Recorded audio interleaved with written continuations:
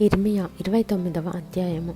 రాజైన ఎకొన్య తల్లియగు రాణియు రాజపరివారమును యూదాలోను యెరూషలేములోనున్న అధిపతులను శిల్పకారులను కంసాలులను యెరూషలేమును విడిచి వెళ్ళిన తర్వాత ప్రవక్త అయిన ఇర్మియా పత్రికలో లిఖించి, యూదారాజైన సిద్కియా బబులోను రాజైన నెబుకద్రెజరునొద్దకు పంపిన షాఫాను కుమారుడైన ఎల్యాషా చేతను హిల్కీయా కుమారుడైన గెమర్యా చేతను యెరూషలేములో నుండి చెరపట్టబడిపోయిన వారి పెద్దలలో శేషించిన వారికిని యాజకులకును ప్రవక్తలకును యెరూషలేము నుండి బబులోనునకు అతడు చెరగొనిపోయిన జనులకందరికిని పంపించిన మాటలు ఇవే. ఇశ్రాయేలు దేవుడును సైన్యములకు అధిపతియునకు యెహోవా తన ప్రేరేపణ చేత బబులోనునకు చెర తీసుకొని పోబడిన వారికందరికీ ఈలాగు ఆజ్ఞ ఇచ్చుచున్నాడు.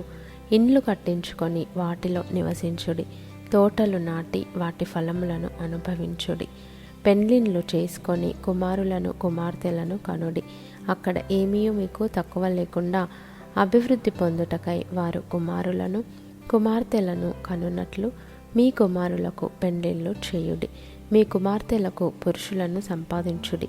నేను మిమ్మును చెరగొనిపోయిన పట్టణం యొక్క క్షేమము కోరి దాని కొరకు యెహోవాను ప్రార్థన చేయుడి. దాని క్షేమము మీ క్షేమమునకు కారణమగును. ఇశ్రాయేలు దేవుడును సైన్యములకు అధిపతియునగు యెహోవా ఈలాగు సెలవిచ్చుచున్నాడు. మీ మధ్యనున్న ప్రవక్తల చేతనైనను మంత్రజ్ఞుల చేతనైనను మీరు మోసపోకుడి. మీలో కలలు కను వారి మాటలు వినకుడి. వారు నా నామమును బట్టి అబద్ధ ప్రవచనములను మీతో చెప్పుదురు. నేను వారిని పంపలేదు. ఇదే యెహోవా వాక్కు. యెహోవా ఈ ఆజ్ఞ ఇచ్చుచున్నాడు.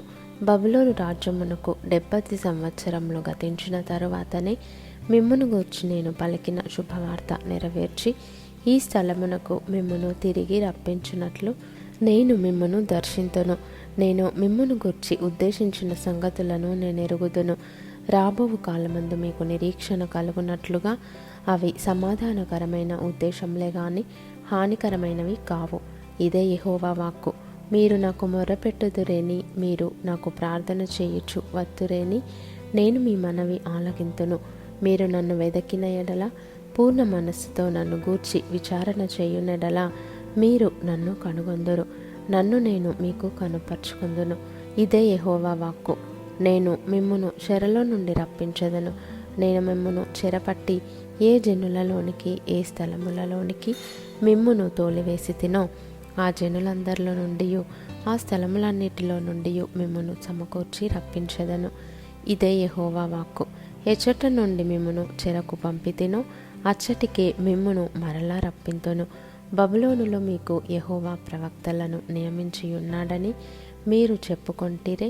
సరే, దావీదు సింహాసనమందు కూర్చొని ఉన్న రాజును గూర్చియు మీతో కూడా చెరలోనికి పోక ఈ పట్టణంలో నివసించు ప్రజలను గూర్చియు మీ సహోదరులను గూర్చియు యెహోవా ఈ మాట సెలవిచ్చుచున్నాడు. సైన్యములకు అధిపతియగు యెహోవా ఈలాగు సెలవిచ్చుచున్నాడు. నేను వారి మీదికి ఖడ్గమును క్షామమును తెగులును పంపుచున్నాను. కుళ్ళి కేవలము చెడిపోయి తినశక్యము కాని ఆ అంజూరపు పండ్లను ఒకడు పారవేయునట్లు నేను వారిని అప్పగించుచున్నాను. యెహోవా వాక్కు ఇదే.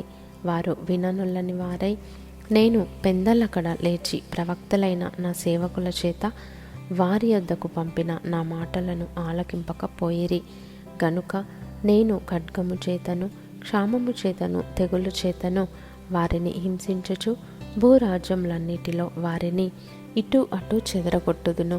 నేను వారిని తోలివేయు జనులందరిలో శాపాస్పదముగాను విస్మయ కారణముగాను అపహాస్యాస్పదముగాను నిందాస్పదముగాను ఉండునట్లు వారిని అప్పగించుచున్నానని యెహోవా సెలవిచ్చుచున్నాడు. నేను యెరూషలేములో నుండి బబులోనునకు చెరగొనిపోయిన వారులారా, మీరందరూ యెహోవా ఆజ్ఞను ఆలకించుడి. నా నామమును బట్టి మీకు అబద్ధ ప్రవచనములు ప్రకటించు కోలాయ కుమారుడైన ఆహాబును గూర్చియు మయషేయ కుమారుడైన సిద్కియాను గూర్చియు ఇశ్రాయేలు దేవుడును సైన్యములకు అధిపతియునగు యెహోవా ఈలాగు సెలవిచ్చుచున్నాడు. ఆలకించుడి. వారు ఇశ్రాయేలీయులలో దుర్మార్గము జరిగించుచు తమ పొరుగువారి భార్యలతో వ్యభిచరించుచు నేను వారికి ఆజ్ఞాపింపని అబద్ధపు మాటలను నా నామమును బట్టి ప్రకటించుచూ వచ్చిరి. నేనే ఈ సంగతిని తెలుసుకొనిన వాడనై సాక్షిగానున్నాను. కాగా బబులోను రాజైన నెబుకద్రెజరు చేతికి వారిని అప్పగించుచున్నాను. మీరు చూచుచుండగా అతడు వారిని హతము చేయును. చెరపట్టబడి బబులోనులోనున్న యూదా వారందరూ బబులోను రాజు అగ్నిలో కాల్చిన సిద్కియా వలెను ఆహాబు వలెను యెహోవా నిన్ను చేయునుగాకని చెప్పుచు వారి పేర్లను శాపవచనంగా వాడుకొందురు. ఇదే యెహోవా వాక్కు.